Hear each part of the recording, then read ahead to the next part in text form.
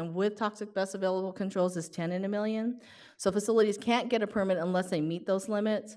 Under Rule 1402, there's two thresholds. One's a significance threshold, and the other one is an action risk level. And any facility that's above the action risk level of 25 in a million is required to reduce their facility-wide toxic emissions as quickly as practicable, no later than 3 years. And then a companion rule to our permitting is Rule 212, which is for requires public notification if a piece of equipment that's permitted is over 1 in a million. Unless the facility wide is less than 10 in a million, the facility is required to do public notification out to a quarter mile from the facility. So through the years since 1990, this is showing the ambient concentration of that incorporates the health risk when we back out diesel particulate. And it is showing the reductions that have been made since 1990. And since 1990, we've seen a substantial reduction in air toxics, between 75 and 86% without diesel particulate. With diesel particulate, the reduction is even greater.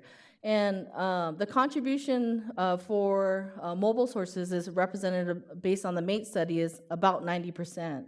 And when we look at specific toxic air contaminants such as perchloroethylene and hexavalent chrome, we see reductions that are exceeding 90%. So in terms of the progress and what businesses have done over the years, we've seen substantial progress in reductions in health risks and toxic emission reductions. So I wanted to take a step back a little to talk a little bit about how toxic air contaminants are quantified and some of the complexities and what the approach that the South Coast AKMD uses in our air toxics program. So in quantifying air toxics, some of the complexities is that each toxic air contaminant, each chemical, it cannot be treated the same. They all have their own individual properties. And they have varying potencies, they have different health effects, they have different pathways of entering into the body. The primary pathway is generally inhalation, but you can have dermal absorption, ingestion. So there's a variety of different ways that these toxic air contaminants, the different properties that they have. And then also other considerations are the amount and the duration of the chemicals, and also the sensitivities to different populations, the sensitivity of children and infants compared to adults because of their higher breathing rate, their body weight relative to their breathing weight affects how their body will metabolize different toxic air contaminants.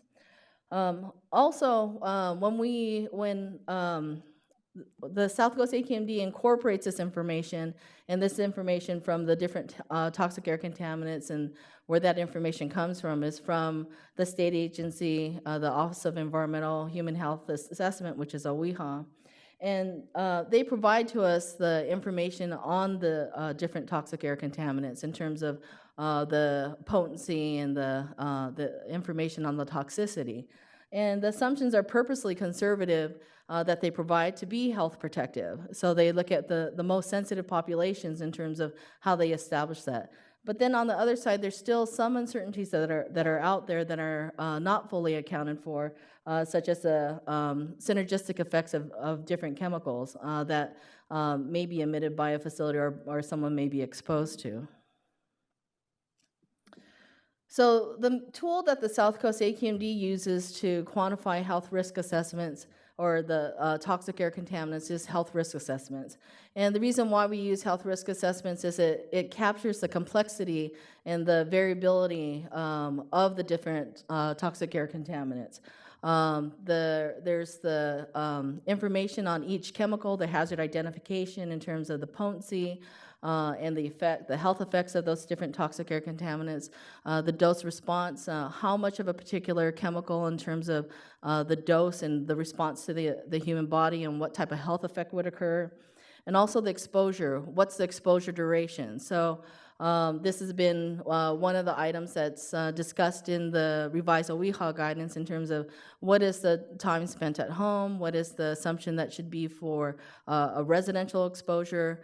They've decreased that from 70 years to 40 years. What is the assumption that should be used for the worker exposure? They've reduced that from 40 to 25 years. So there's been changes based on the current science and information in terms of exposure.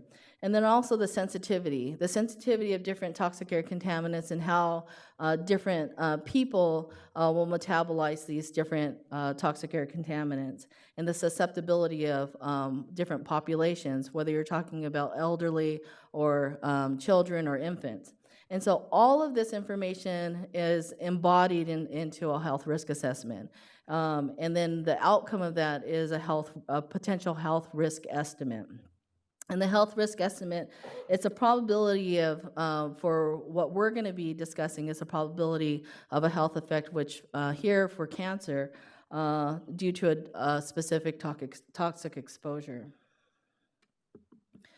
So how is health risk measured? And you may have heard in terms of, even in the presentation earlier and the health risk thresholds, 10 in a million, 25 in a million, but what does that mean? What it means is it's the measure of the chance or the probability or odds that a person will experience a specific health effect.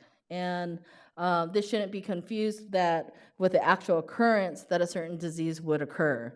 And so also there's been a lot of discussion that we've had in regards to voluntary and involuntary risk. And so the way that we view for air quality is that this is an involuntary risk, that we all must breathe, and so we don't have the choice not to breathe. And so on the other side, there's voluntary risks, and those are things that are behavioral or things that are avoidable. So one example is smoking.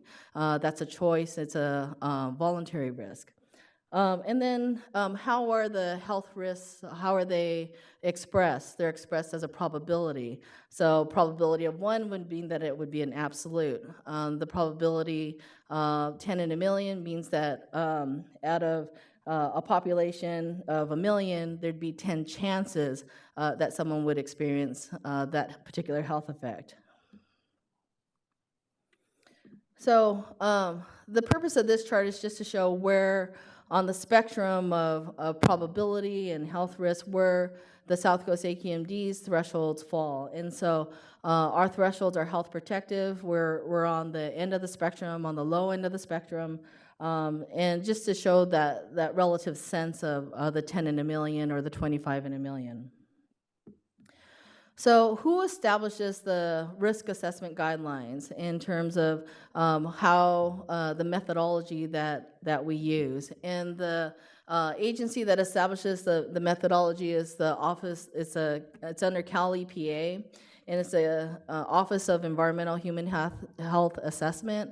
It's referred to as OEHHA. And they are responsible for developing and updating the guidance for the hotspots program. And so all air districts throughout the state rely on OEHHA and their guidance for developing health risk assessment methodologies. We all use the same methodology, so there's consistency throughout the state. So the revised OEHHA on March 6th, OEHHA had approved their changes to their guidelines. The last revision to the guideline, I believe, was in 1993, when it was originally enacted. And so why was this change? Why did this change come about? The reason why the change came about was that in 1999, there was a Senate Bill 25 that required OEHHA to consider the susceptibility of infants and children when considering the health effects of air toxics. And so since 2008, OEHHA has been working on reviewing a number of studies and documents and have put together a series of technical support documents that are truly the basis of why the revised OEHHA guidance. and they incorporate the newest studies, and they incorporate new data on the exposures of the breathing rates and the rate and the time at home and exposure assumptions to account for the susceptibility of infants and children. And so that's the changes that we're seeing with the revised OEHHA guidance. So what does the revised OEHHA guidance mean? So that it means that you can have a facility where you've had no increase in emissions. There possibly could be a decrease in emissions, but with using the revised OEHHA methodology, that there could be the higher residential or sensitive receptor risk could go up 3 times, up to 3 times. But the worker receptor would stay the same because there's been no modifications to the adults and the assumption that children aren't working in an adult workplace. So the risk could be even higher if you're considering multi-pathway, but those are really under certain specific situations for certain types of chemicals. And then also what is also occurring simultaneously to our process is that the California Air Resources Board is going to be proposing to use modified breathing rates. And so this was done back in 1993, and the South Coast AQMD would use the same modified breathing rates. So the estimated risk with using the modified breathing rates would be, instead of 3 times, about 2.3 times higher. And so in our documents that we have, we're using these modified breathing rates. So for children 0 to 2 would maintain at the highest breathing rate of 95% for those that follow the details. And then for those that are greater than 2 would use the modified breathing rate of 80%. So that's information that's all embodied in the supplemental information that we have. So how will the revised OEHHA guidance affect the South Coast AQMD's air toxics program?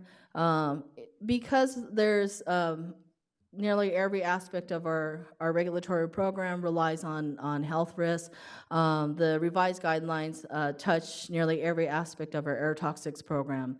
It'll affect our permitting, AB 2588, our public noticing under Rule 12 because there are risk thresholds there, and then also under CEQA. The workshop today, we're focusing on everything but CEQA. Staff is still working on what recommendations and running scenarios for how to implement the guidelines under CEQA. So what does what protections in our regulatory program do we have to ensure public health protection, even with this estimated increase in risk? Our rules have these established limits. Staff is not proposing that we change these limits. The limits in Rule 1401 and 1401.1 for permitting, we're proposing that we maintain those limits. Permits still, as they are today and as they would be under the revised guidelines, we would not issue a permit unless a facility meets those risk limits. And then AB 2588 has the action risk level. We're not proposing to change that action risk level. That action risk level would remain in place. And so facilities that are above the action risk level would be still required to reduce their health risk as quickly as practicable or within the 3 years. So I think one of the questions I know for us and probably for the regulated population is how will permits be affected? So the South Coast AQMD staff projecting out how permits would be affected is a difficult task. So what we did as a surrogate is we looked back on 5 years worth of data to estimate or to identify the different source categories that could potentially be affected by the revised OEHHA guidance. And the good news is that as we looked at the permits and we scrubbed through the data, the majority of the permits that we found were well under the risk thresholds of Rule 1401. So those that didn't have TBACT were well under 1 in a million. Those with TBACT were closer to 1 in a million than the 10 in a million. And then also the good news was that we weren't seeing a lot of source categories going from one level to the next. So for example, if a facility was at 1 in a million, would they now need to put on additional controls? For those facilities that were over 1 in a million, could they not get a permit? We didn't see a lot of that. Now, we did find that there are some source categories that would have to put on additional pollution controls, and we've outlined that in the staff report, the socio-econ report, and the environmental assessment. We identified about potentially, based on the past 5 years worth of data, about 30 permits that would be affected. The majority of those fall within the electric arc and laser cutting, metal cutting type facilities. And then we did identify 2 source categories that we wanted to allow them to use the revised or the previous guidelines, because we had concerns about how we could proceed with them under the revised guidelines, which I'll touch on in a couple more slides. So the approach for permitting is that this is forward-looking. So we wanted to be clear that we're not going to go back over all the permits that we've issued in the past to say whether or not a facility with the revised OEHHA guidelines would have to put on additional pollution controls. This is forward-looking. So any permits that we receive that are deemed complete 30 days after the rules adopted, those are the permits that would be subject to the revised OEHHA guidance. And then the Rule 212 public notification for new sources would continue for the new and modified sources. And then we would continue to use the 4-tiered approach. For those that are familiar with the tiered approach that we use for permitting and evaluating toxics, we would continue to use that approach. What we're anticipating is that maybe a facility that could have passed under Tier 1 may be elevated into a Tier 2 or Tier 3. We see a very tiny percentage of facilities that go to Tier 4. We're anticipating that still that percentage would be very small, but there is a potential for sources that may need to go to a Tier 4 to demonstrate compliance with Rule 1401. So going into the specific amendments to Rule 1401, Rule 1401 currently references the South Coast AQMD's guidance for health risk assessment, which essentially incorporates OEHHA's health risk assessment procedures. And the current version is 7.0 and the revised version is 8.0. And so we will amend the reference, so we're referencing the correct document. And for all the facilities, except for 2 source categories, they would be subject to using the revised guidelines. So in our analysis, there were 2 source categories that we felt would be more appropriate at this point for them to use the current guidance. The first one is for spray booths. And when we looked at the spray booths, we found that there's a percentage of spray booths because of the use of ethylbenzene and formaldehyde for some of the wood coating products that could have problems in terms of meeting the risk thresholds in Rule 1401. And so because of the types of businesses which are generally small businesses, the number of permits, which could be, even though it was a percentage, could be a substantial number of permits that would have issues in terms of putting on additional controls. So what staff wants to do is we want to have additional time to possibly work on a different regulatory approach that would be more cost effective for these facilities, but then still being health protective. So we're not trying to circumvent the revised OEHHA guidance, but we want to make sure that the facilities can comply and still get their permits and still be health protective. Regarding retail gas stations, we recently received information from the California Air Resources Board for emission factors for retail gas stations. We need additional time to understand that. We're also doing some testing ourselves on the gasoline emissions from the vapor and the liquid. And so we want to fully understand that and to see how that could affect retail gas stations before we proceed. So retail gas stations would continue to use the previous version of the OEHHA guidance, which is embodied in our version 7.0 for the permitting guidelines.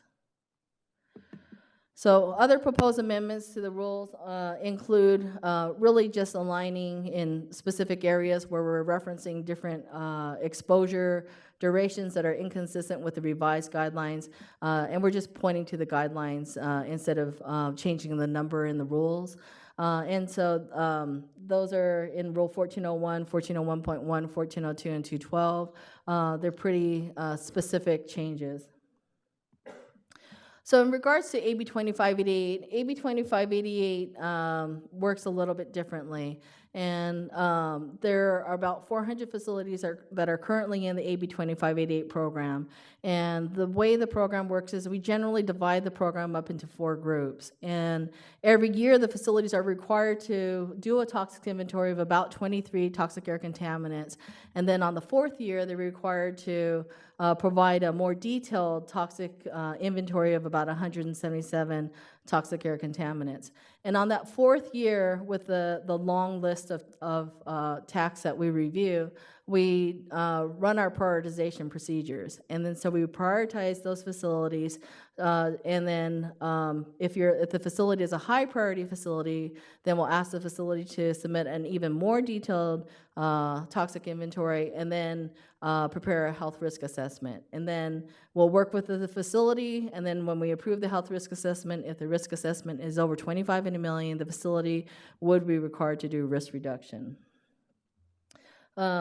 Dry cleaners is a particular source category that's come up through other conversations in terms of how they could be affected by the revised guidelines. And so we just wanted to clarify that for dry cleaners that we have our Rule 1421, which is phasing out the perchloroethylene machines by the end of 2020.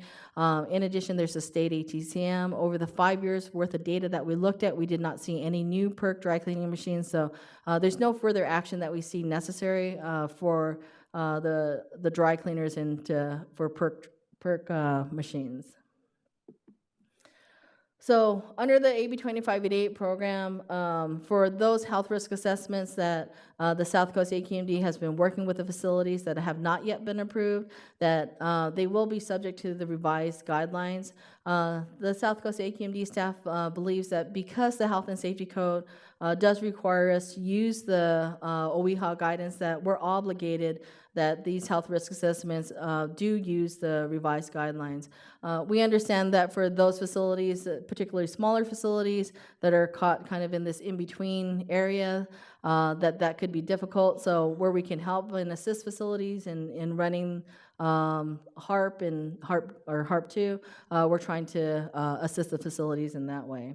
Also, we wanted to just highlight is that that we're not planning to take all the 2588 facilities in one fell swoop, but we would take them in the order of the quadrennial process. So we keep them in the 4 groups. If you as a facility are in 2588 and you haven't done an update, then for 3 years, and you could expect that you're going to be reviewed relative to the revised guidelines.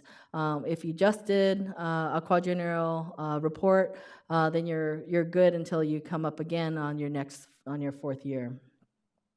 So what are the impacts to AB 2588? South Coast AQMD staff, we looked at AB 2588 facilities. We looked at those with the approved health risk assessments. And based on that, we tried to estimate the facilities that potentially could have to do risk reduction that would be attributed to the revised guidelines. And we estimated, based on the approved health risk assessments that we have, that there'd be about 22 facilities that may have to do additional risk reduction.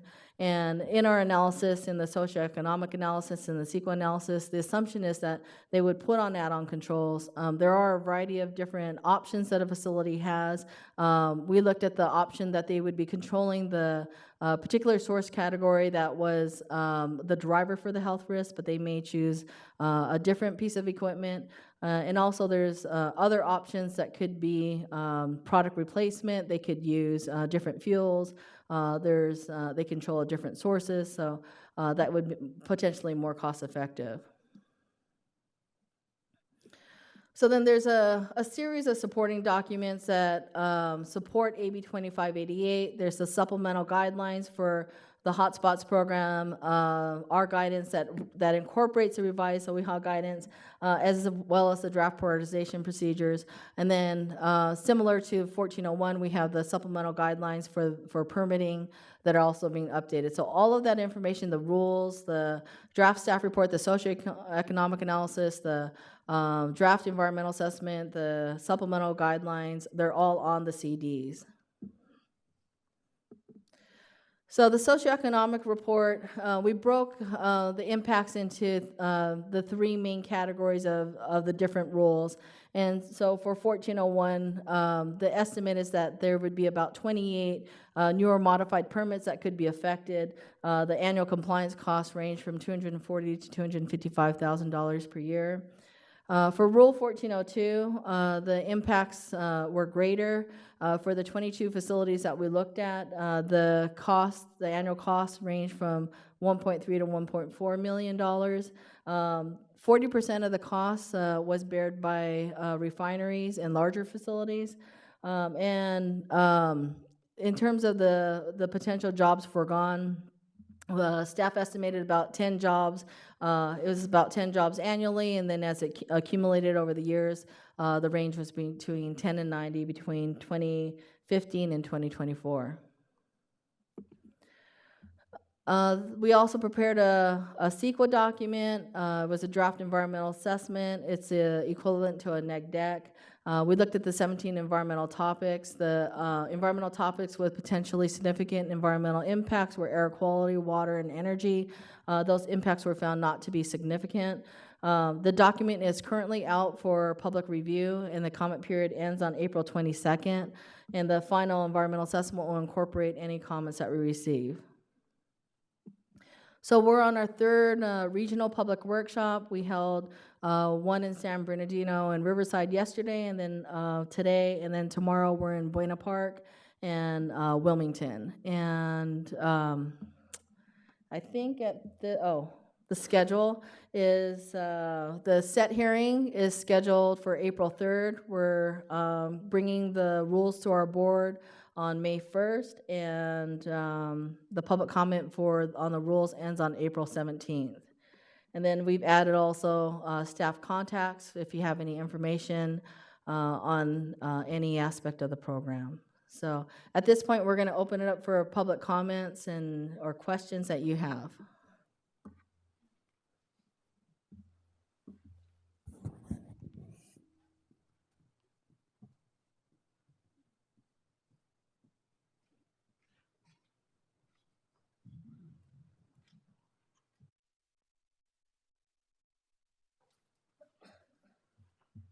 Good morning. My name is Joe Hauer. I'm with Environ International, soon to be Ramble Environ, and I'm also the co-chair of the LA County BizFed Environment and Energy Committee.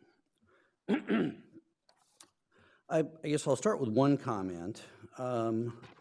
This slide that shows the relative risks, I think is extremely misleading, especially to members of the public that don't understand logarithmic scales. And I would really encourage you not to use it in its current form. It really ought to have a normal numeric scale, not a log scale, because I think most of the members of the public that aren't technical won't understand the difference. And the fact is, all of these 1401 and other thresholds, if on a normal linear scale, would all be jammed in this end, and all the other risks would be jammed at this end, which I think is a little more realistic depiction of what reality is. So that's a comment and a suggestion. On Rule 212, and this really doesn't have anything to do with OEHHA, but if we're opening up the rule, Fred Lettuce, quite a few years ago, wrote a memo clarifying that the threshold for criteria pollutants to trigger public notice should be evaluated on a 30-day average and not, as the rule says, on the max day. And if we're going to reopen the rule, it would be really good to make that change in the rule, because someone who doesn't have a copy of that memo would think that it's based on the max day. Next comment is in 1401D4, and obviously haven't had a chance to drill down on this, but looking at it, that is the requirement that deals with the risk per year. And particularly given that the risks today are going to be driven by what happens in early childhood, almost by definition, at that point in the process, you're going to have a higher risk per year than you have averaged. In addition, you've got construction projects that are very short duration, and then they disappear, and imposing a requirement that you have only the average risk per year in any one year is really, I think, going to impact them hugely. So I haven't had a chance to look at this in detail, but I think that could be a big problem. With all of the other conservative factors that are in the OEHHA guidance and that are in this rule, that doesn't seem necessary and could pose a significant issue. I mean, for example, the OEHHA guidance, I'm told by Mike Kleinman, ignores the fact that when you breathe in some air contaminants, most of what you breathe in goes out. The assumption in these guidelines really is that whatever you breathe in stays. So I'm sure we'll have more comments, but those are the comments I have so far. I guess it would also be nice to get a little more detail on the analysis that the district did on evaluating who's going to be impacted and how. And maybe that's in the staff report. I haven't had a chance to read it all yet. Thank you very much.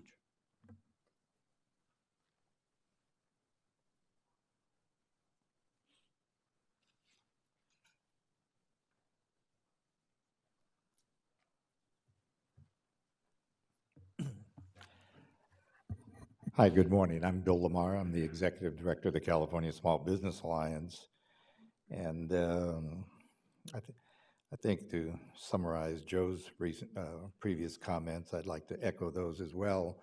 Although what I would like to do is to commend the staff on a lot of this presentation here, because it's a lot more clearer, I think, to the layperson than what we saw at the board meeting in early March.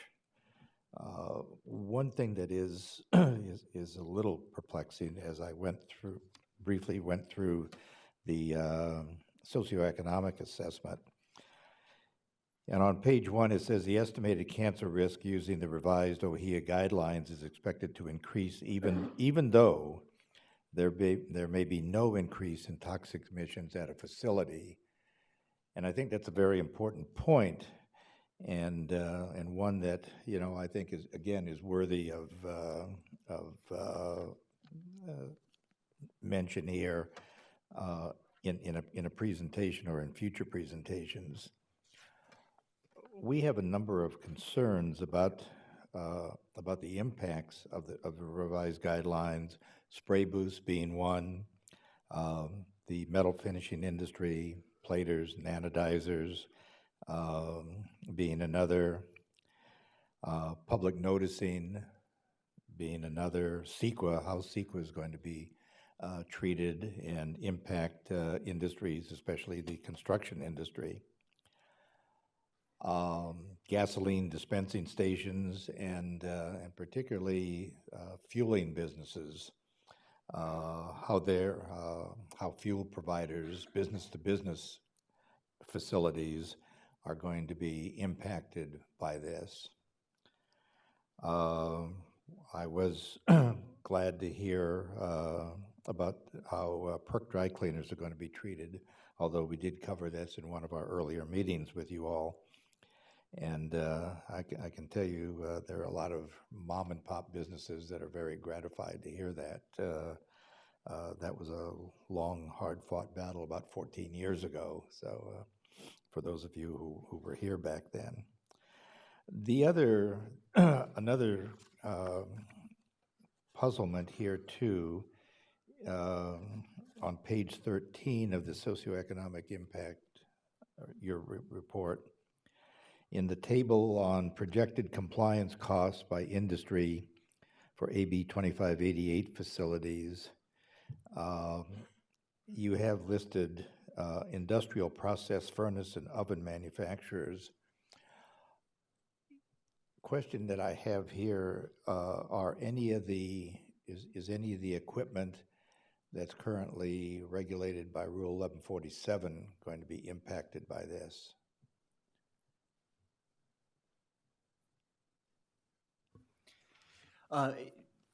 Not necessarily. The impact that was noted in the socioeconomic report and as well as the staff report is not necessarily an 1147 piece of equipment. So it happened to be something else that we had noticed. Not necessarily. Right. Well, so the answer to that particular facility is no, but we can't necessarily say, you know, in the future that there won't be some issue that's 1147 related and AB 2588 or 1401 related.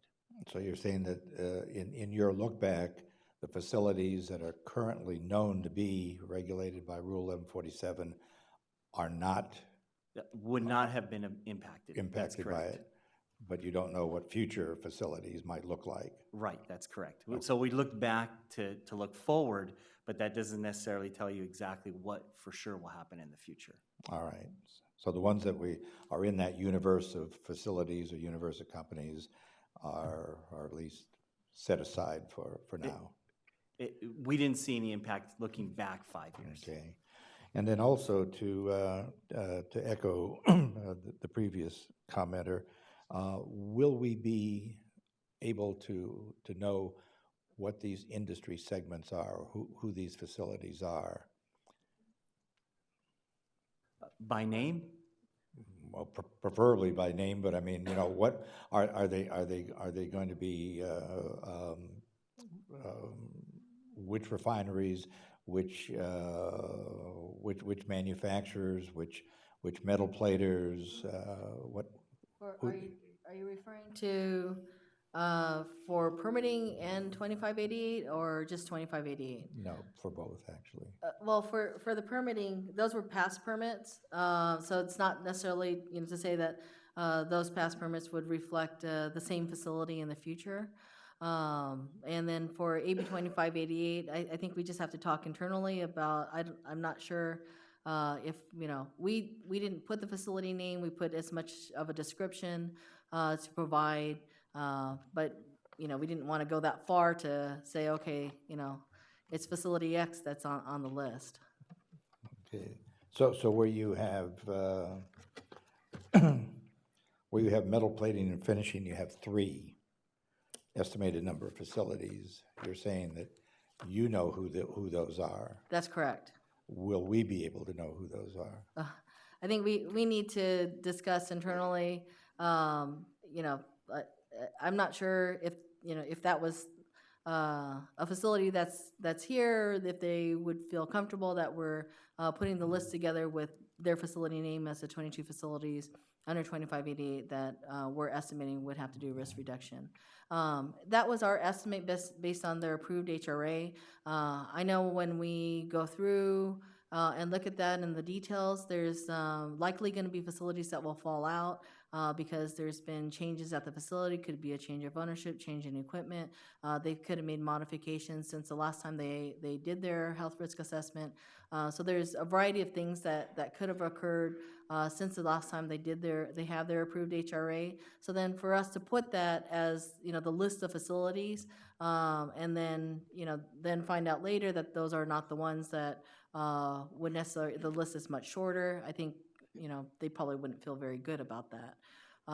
But it was our best estimate trying to project forward what the potential impact would be. And so we looked at the existing facilities and their approved health risk assessments to provide some guidance to us in terms of how to quantify those impacts. All right. Thank you. I think Elaine wants to. Bill, excuse me, this is Elaine Chen with District.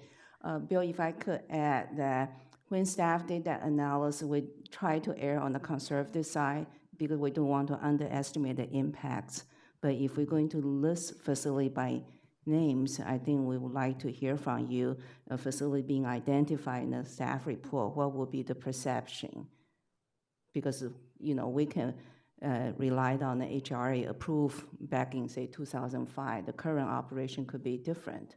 What would you like to hear from me? I To guess say, if, I don't want you to feel that we're trying to hide the information, but by disclosing the information may also hurt the facility in terms of, being perceived as a high, risk facility, but when they go through their quadrennial update, the current operation that may have switched to less toxic compounds on its own. So we're concerned about protecting the facilities as well until we have their most current information.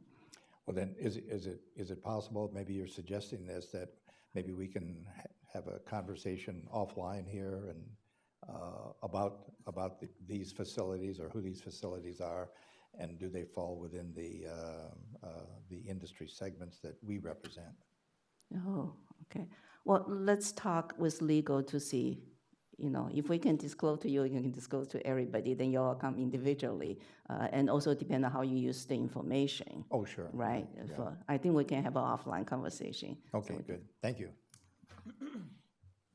Yes.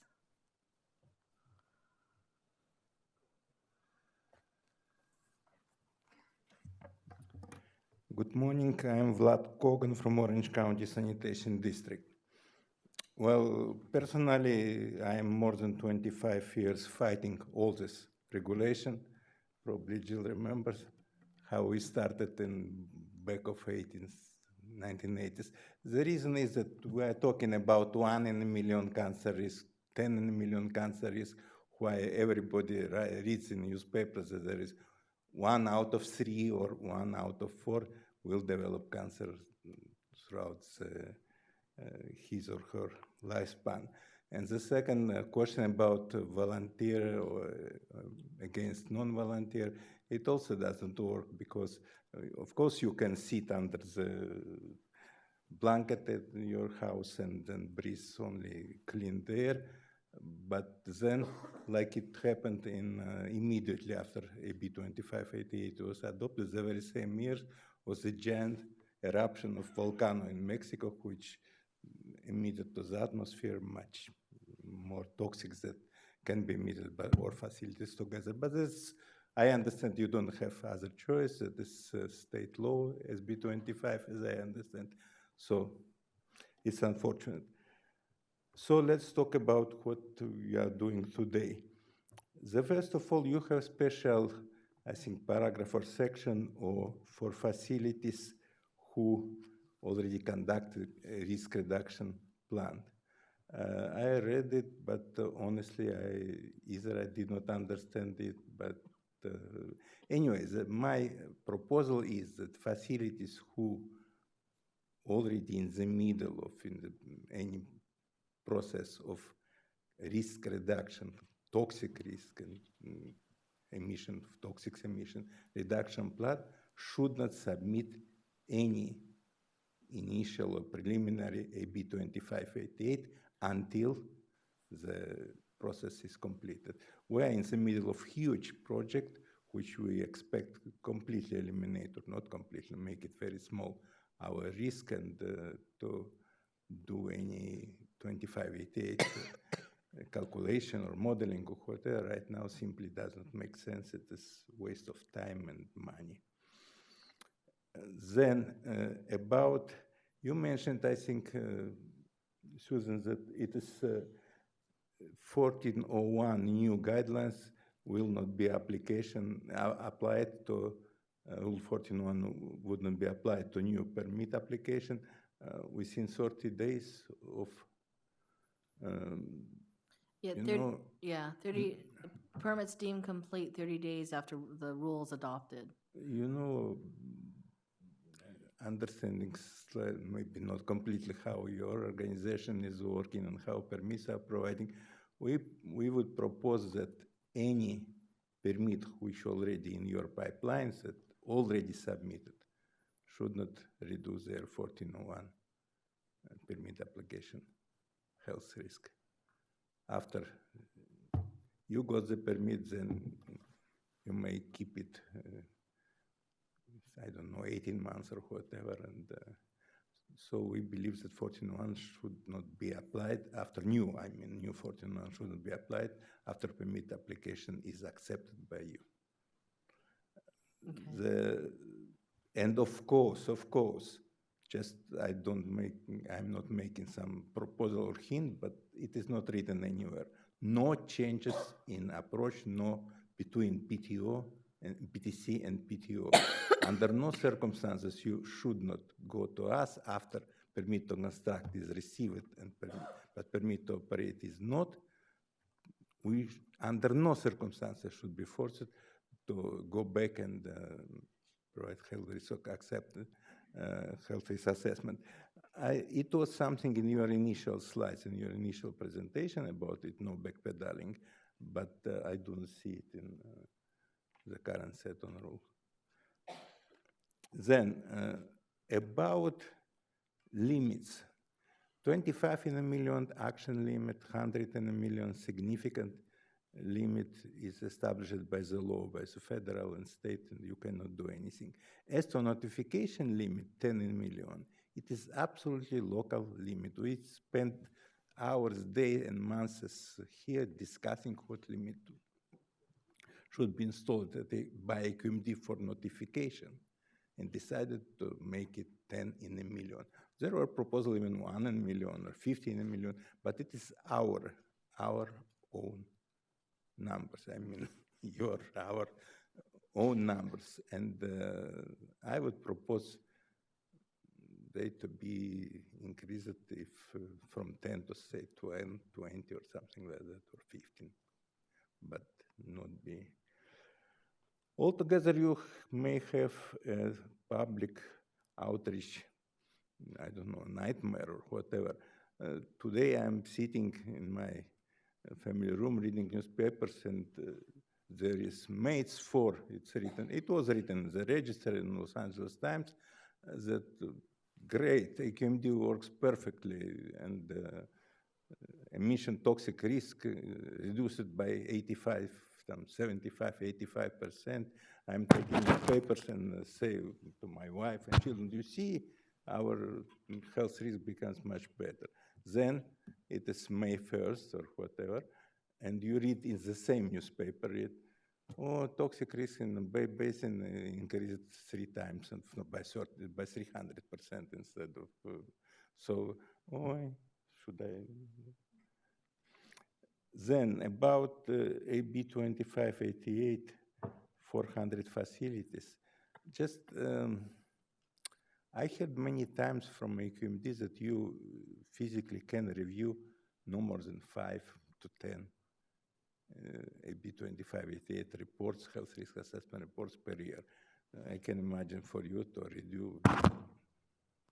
review all this health risk assessment report. It's very difficult task, we know it. In what period of centuries can you review 400 new HRA? It's suppose you're writing here, there is 400 facilities with very high AB 2588 score, close to suppose 10 in a million or whatever, maybe 25 in a million. And then, so you'll send us a letter and say, oh, you should review our 2588. Okay, we will do it. And what will happen with this health risk assessment report? If you cannot review more than 5 or 10.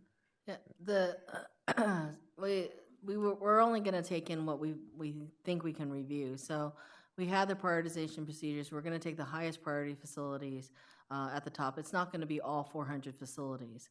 And so we break the facilities up into the 4 groups, and then we prioritize them. And then the facilities that are at the top priority will be the ones that we'll work with first.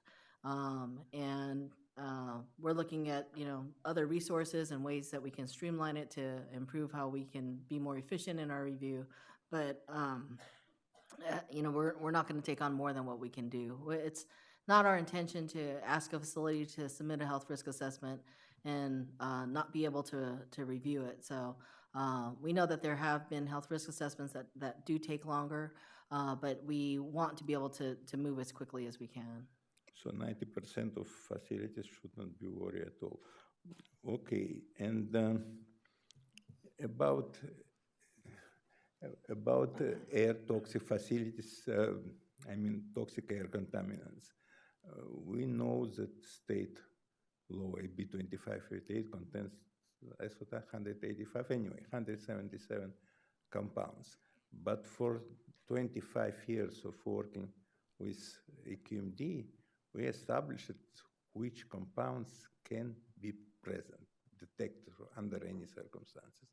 If your facility does not have, suppose, metals or something like that, it doesn't make sense to test for all 177 compounds, and I think it should be somehow mentioned, or maybe all the details which can be just negotiated with the district staff, that we shouldn't be forced to do unnecessary things and catch fleas which don't exist maybe.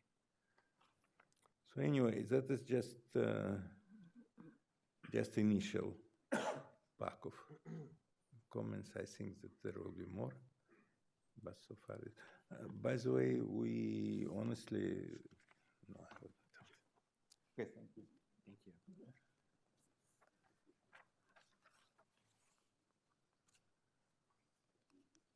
Any, Kurt?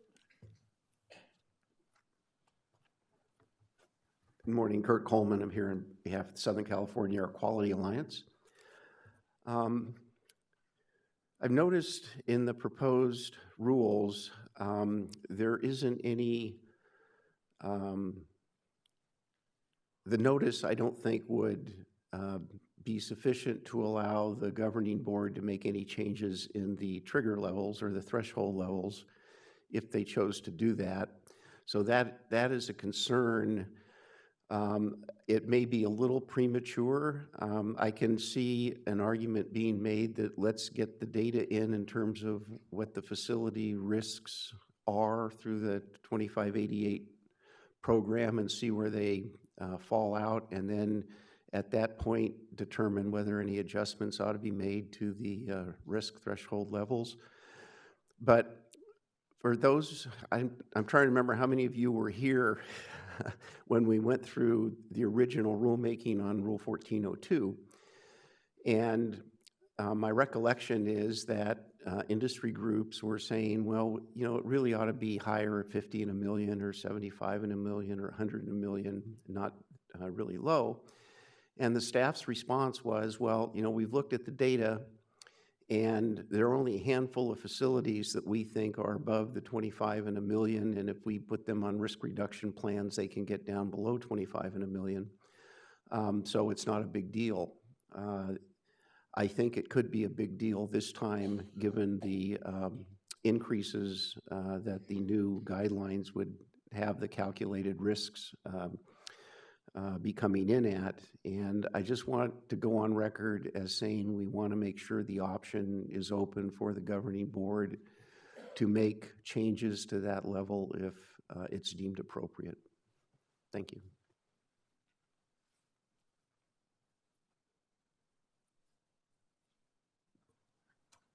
Any other comments or questions?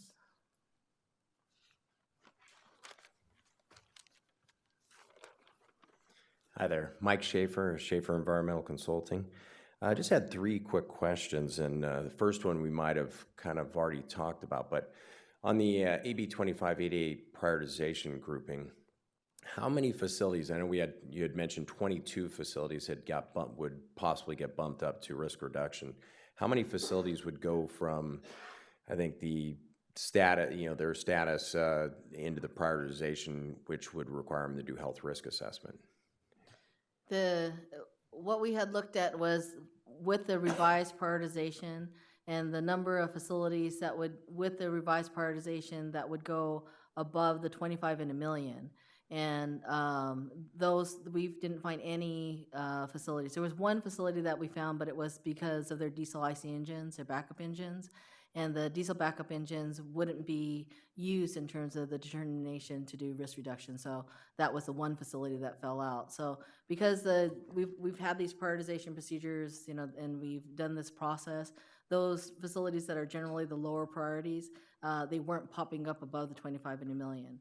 In terms of the number of facilities that could pop up above a priority of 10, that I can't remember, what the numbers are in terms of those that could be above 10, but there's so much work in terms of, as we go through the prioritization procedures, we prioritize the facilities, then we go through additional screening beyond that, and many of the facilities fall out from there. But we can look into that and add that into the staff report in terms of the number. Yeah, I didn't know if that was in the staff report. I didn't see that, but I was going to Yeah. say, is it a significant number that's going to require, a lot of facilities actually just to go back and probably do another ATIR and health risk? Yeah, well, we can look at that number. We were focusing more on those that would have to make risk reductions and that impact, but we can look at those that potentially could be a higher prioritization that we potentially may be asking to do a health risk assessment. Okay, So we can thank add you. that. Thank you. Second question is on the draft permitting guidelines, version 8.0. I'm assuming they will be finalized on the same schedule as the rule adoption, or by May 30th, which is, I guess you're supposed to start using them on 30 days after rule adoption. Yeah, the version 8.1, 8.0 is available. It's on the CD, and we have hard copies, and we're going to bring the entire package together on May 1st. So it'll include the proposed amended rules, the staff report, the socio-econ, the supplemental guidelines for 2588 permitting, and the prioritization procedures. Okay, and then the last question I have is, we're supposed to utilize the revised procedures when your permit is deemed complete after 30 days after rule adoption. The deemed complete date, is that the date that we identify that's on the FINE database? Or is, we just wanted to make sure there's no confusion there, because there's a lot of permits that go through the system that don't get pre-screened in 30 days. Mm-hmm. That, It's default 30. But just so there's no confusion, I guess it would be the date that's on the FINE database. we need to check on that. Okay. We'll add that into the staff report. Okay, thank you Yeah. very much.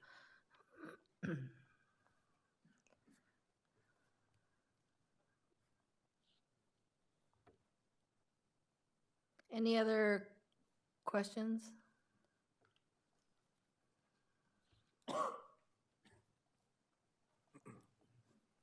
Good morning. I'm Brad Jensen. I'm the Public Policy Director for the San Gabriel Valley Economic Partnership.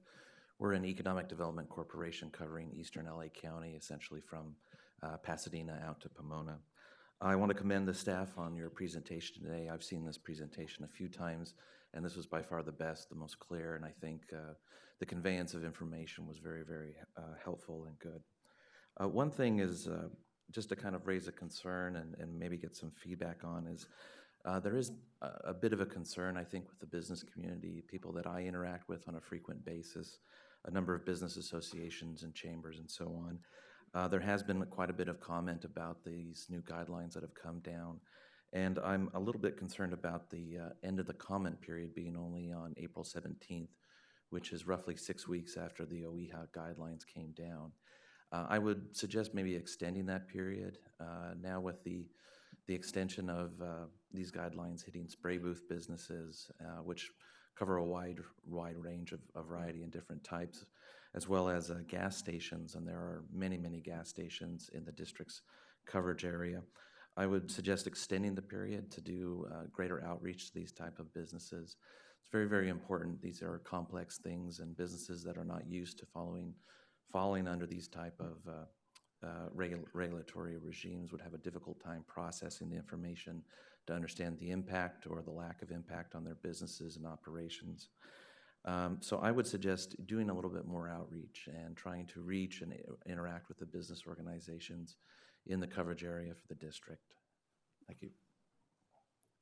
So staff has been trying to outreach as much as we can, not only just through these workshops, but then all the letters that we've received from the chambers and different business groups that we've called and offered to do presentations and to speak, and we can tailor the conversation to the particular industry category. We spoke to the Hospital Association, for example.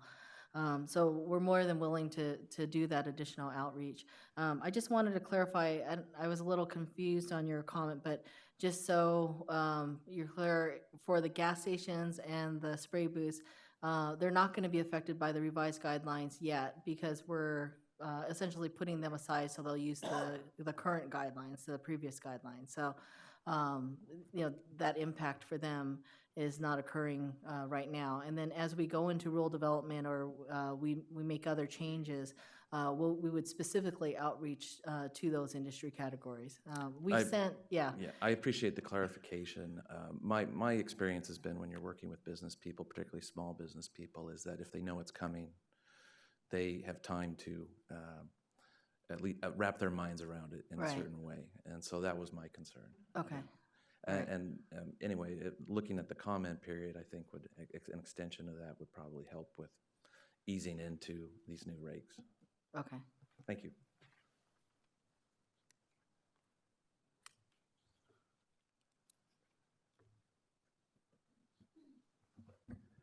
Hi, I'm Patrick Griffith, and I work for LA County Sanitation Districts, and I'm also representing SCAP, the Southern California Alliance of POTWs. And I do want to piggyback a little bit on something the previous speaker touched on, which is the compressed timeline for rushing these rules through. We just got the big package of over 550 pages of material to review last night, and we'll be reviewing that and commenting on that. But also, please consider that we're also reviewing the HARP 2 software, which itself has 600, 700 pages of material to operate the software. That's the software that many people will be using to do these health risks. And that, little bit of a complaint here, that has, although it's been vetted and beta tested by the individual air districts, there's been no beta testing at the public level. And we are finding quirks with it already. And so this whole process, it's a complicated process, and we have very, very short time to review and comment on that. And so that's my first comment. The second, I do want to commend staff in your presentation on beginning the conversation on putting these risks in perspective. I did appreciate the slide showing, the risk for overall cancer versus what the regulatory coverage is going to be for risk. I do agree with Joe Howard's point that for the public that may be difficult to understand or maybe even misleading. As an engineer, I understood it was a log scale, but many other people may not understand that. So I do agree with Jill on that point, but I am encouraged to see the conversation begin on that. I think it's about time and overdue. I'm also appreciative of the fact that you showed the general decline in emissions for risk driving compounds, and also you're mentioning that modal sources based on the MATE studies represent 90% of the risk. So I'm encouraged to hear those things. One other thing I'd like to comment on is something that Vlad actually spoke about, and Vlad actually addressed a subset of what I'd like to talk about, which is facilities that engage in voluntary risk reduction efforts. And so we understand that your staff has a limitation in terms of the health risk assessments they can review. I imagine OEHHA has a similar limitation, considering they have 34 other air districts that they're going to have to review health risk assessments for. And so it seemed to me that staff would want to see facilities engage in voluntary risk reduction efforts before they get called upon to do a health risk assessment. And just like Vlad had mentioned, if they're already engaged in a project and their number comes up, whatever their health risk assessment is before that project is finished, that's not going to be representative of what their health risk assessment is actually going to be once the project is complete. And so that might actually double the amount of health risk assessments you may have to review. And so we'd like to see something in the rules similar to what was present in practice at the very beginning, back in the early days, when you knew this was coming and you had the 3-year window and facilities could do some voluntary risk reductions, and they wouldn't have to do the public notice until that whole process was complete, and if they were still over whatever thresholds were in place for public noticing. And we will be following up with written comments, and I just want to thank you for the opportunity to have the workshop. Thank you. Thank you.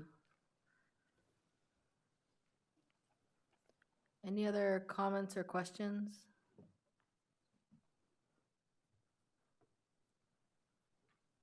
We're not on round 2 yet, Joe. Nobody else was jumping up, so. I will be brief. I would like to reiterate some of Kurt's comments about the thresholds. I mean, the thresholds were established long ago. They were established based on the risk assessment processes at the time, and in part based on trying to balance costs and environmental impacts. And we have a situation where a lot of people are going to spend money, maybe not get permits in the future, based on what are nearly arbitrary thresholds.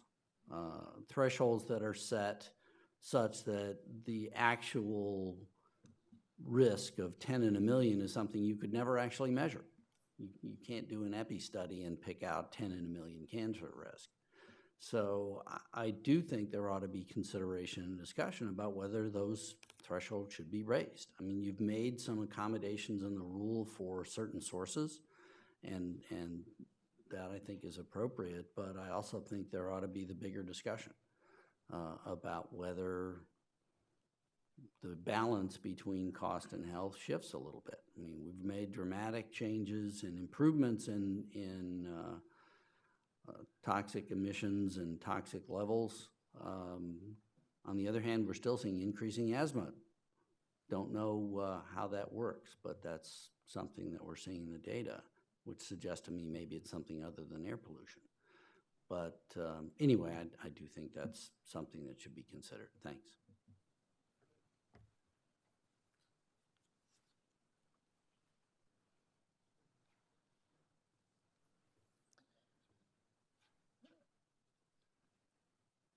Any other comments?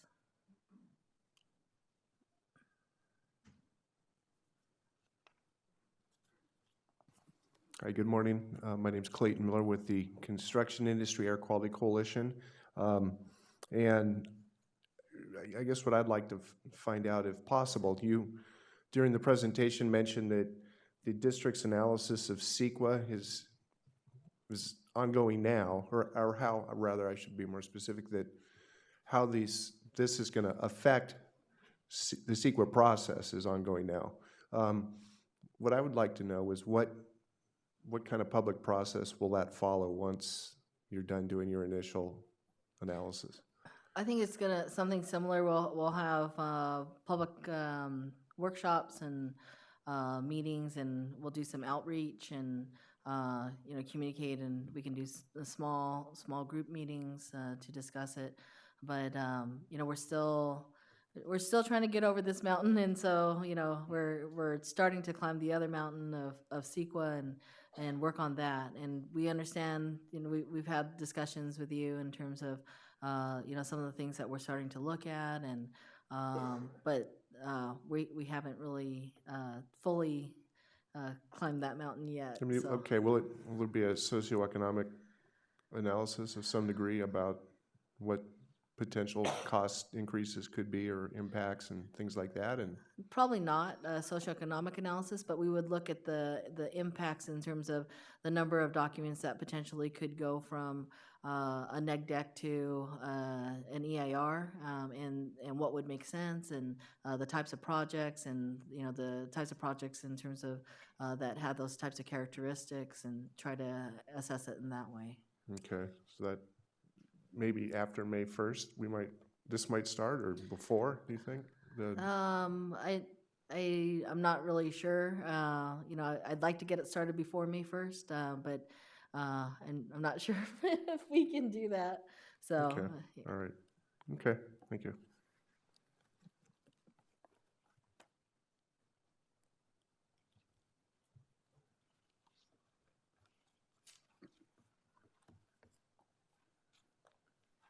Good morning, Julia Lester with Environ, soon to be Ramble Environ. I would want to know what staff's consideration, and have you reviewed and looked at what the San Joaquin Valley has just adopted up in their area. In going through their staff report, they've done a number of analyses looking at different ways that the modeling and the OEHHA results can and should be used. Many of the things they've decided to keep the thresholds the same, such as the air toxics program thresholds, although they do make some technical differences. One thing, however, is for permitting, they did decide to change the threshold to 20 in a million. And they have a detailed analysis as why is that is health protective and does not increase risk. And so I would refer you to their March 18th staff report and review, because I think it would answer a question that people would have in terms of perception and calculations versus actual risk and health protection. And they've adopted that 20 in a million for both the permitting thresholds and for their CEQA thresholds. Thank you.